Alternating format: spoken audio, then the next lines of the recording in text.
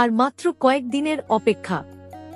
সমস্ত কিছু ঠিকঠাক থাকলে শিয়ালদহ থেকে এসপ্ল্যানেড পর্যন্ত মেট্রো রেলের যাত্রা শুরু হবে জনসাধারণের জন্য।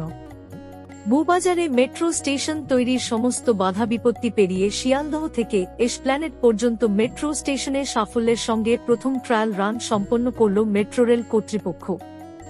2.63 কিলোমিটার অর্থাৎ প্রায় 3 কিমি রাস্তা 11 মিনিটেই ট্রায়াল রান সম্পন্ন হয়। শিয়ালদহ মেট্রো স্টেশন থেকে ট্রায়াল মেট্রো রেক MR 607 দুপুর 11:20 যাত্রা শুরু করে 11:31 এসপ্ল্যানেডে পৌঁছায়। মেট্রো রেলওয়ের জেনারেল ম্যানেজার তথা Kolkata metro railway corporation limited KMRCL এর চেয়ারম্যান পি উদয় কুমার রেড্ডি অন্যান্য আধিকারিকদের সঙ্গে মোটর চালকের কেবিনে উপস্থিত থেকে সমগ্র ট্রায়াল রানের দেখভাল করেন। এরপর ট্রায়াল রান শেষে মেট্রো রেল কর্তৃপক্ষ এবং KMRCL এর মধ্যে যাত্রাপথ ও যাত্রী নিরাপত্তা সহ সমস্ত খুঁটিনাটি বিষয়ে আলোচনা হয়।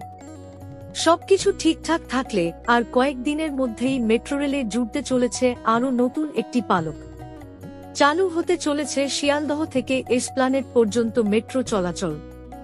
তার পাশাপাশি উন্নত সিগন্যালিং ব্যবস্থা দেওয়ার জন্য ইতিমধ্যেই এই রুটে ফরাসি কোম্পানিকে নিয়োগ করেছে মেট্রো রেল কর্তৃপক্ষ।